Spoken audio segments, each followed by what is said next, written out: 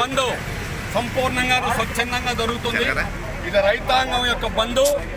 యావత్ రైతుల యొక్క హక్కుల కోసం గత 13 రోజుల నుంచి ఢిల్లీ దిగ్బంధం చేసి చరిత్రలో ఎన్నడూ లేనటువంటి విధంగా రైతాంగం రాత్రింబవళ్ళు కూడా చలిలో రాత్రింబవళ్ళు కూడా ఉంటా ఉన్నారు.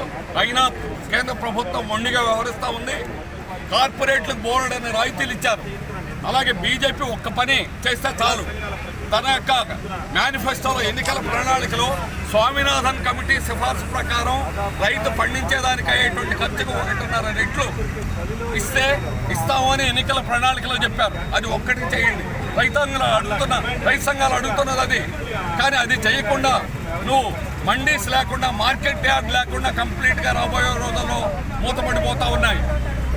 పెద్ద పెట్టుబడిదారులు, కార్పొరేట్లు వాళ్ళ ఎన్ని లక్షల టన్నులైనా కొనొచ్చు. ఎవరు కొనగలరు? Walmart కొనగలరు, మాన్సెంటో కొనగలరు, Reliance కొనగలరు. వీళ్ళు కొని నిల్వ చేస్తారు. ఎవరు నిల్వ చేయగలరు? గోడౌన్లు అనేటువంటిది, పెద్ద గోడౌన్లు అనేటువంటిది కార్పొరేట్లకే ఉన్నాయి. గతంలో నిల్వ చేస్తే దీన్ని హోర్డింగ్ అని వీళ్ళ మీద కేసులు పెట్టేవాళ్ళు. ఇప్పుడు కేసులు పెట్టడానికి లేదు. వాళ్ళకి మద్దతు ఇవ్వడం అనేది జరుగుతుంది. అందువల్ల ఈ చట్టాలు 3, అలాగే విద్యుత్ బిల్లు సవరణ చట్టం, ఈ 4 కూడా రైతాంగానికి వ్యతిరేకమైనటువంటివి, వాళ్ళకి ఉరితాడు లాంటివి. అందుకనే రైతాంగం ఈ పెద్ద ఎత్తున పోరాటం అనేటువంటి చారిత్రాత్మక పోరాటం జరుగుతుంది. ఇది సాధించే వరకు ఈ పోరాటం కొనసాగుతుంది. ఇన్ని బంద్తో ముగియదు. ఇది ఎంతకాలమైనా కూడా సాగుతుంది. అందుకని ఇప్పటికైనా బీజేపీ ప్రభుత్వం దిగొచ్చి ఈ సమస్యలను పరిష్కారం చేయాలి. ఈ చట్టాలని పూర్తిగా రద్దు చేయాలని ఈ రైతు సంఘాలు డిమాండ్ చేస్తున్నాయి. దాన్ని ఆమోదించే వరకు ఈ పోరాటం జరుగుతుందని బీజేపీ కేంద్ర ప్రభుత్వాన్ని హెచ్చరిస్తున్నాం. ఈ రోజుని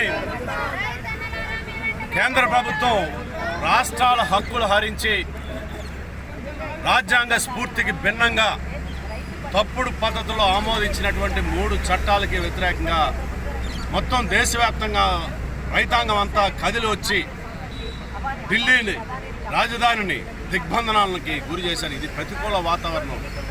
10 డిగ్రీల చలిలో కూడా చాలా పెద్ద ఎత్తున కుటుంబాలతోని, పిల్లలతోని, మహిళలతోని వాళ్ళు 6 నెలల పాటు దిగ్బంధనానికి సిద్ధమై వచ్చి పోరాటం చేస్తూ ఉంటే నరేంద్ర మోడీ గారు ప్రతిస్పందన ఏమీ బాగలేదు. నిన్న ఆయన మాట్లాడాడు, అసలు సంస్కరణలని దేశ ఆర్థిక వ్యవస్థను బ్రహ్మాండంగా అభివృద్ధి చేస్తాను.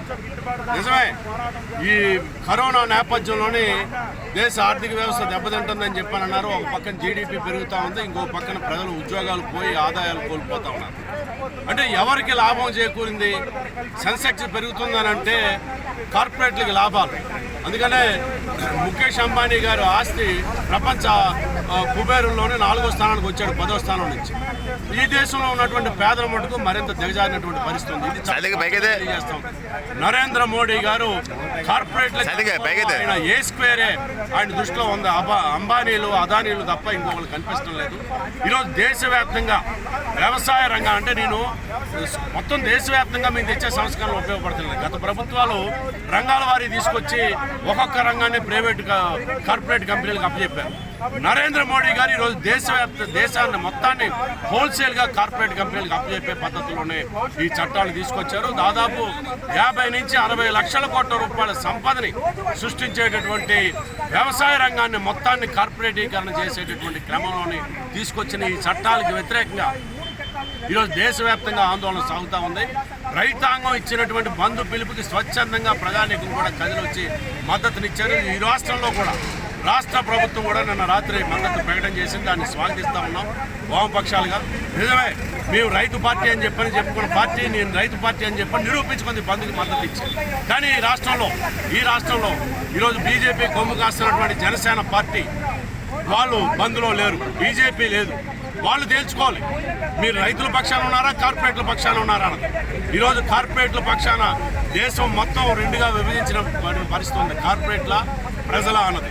ఈరోజు ప్రజల పక్షాన మొత్తం దేశ ప్రధానికం అంతా ఉందన్నది నిరూపితం అయిన నేపథ్యంలో తక్షణమే భారత పార్లమెంట్ని సమావేశపరిచి 3 చట్టాలని వెనక్కి తీసుకోవాలని చెప్పని సిపిఐగా మేము డిమాండ్ చేస్తాం.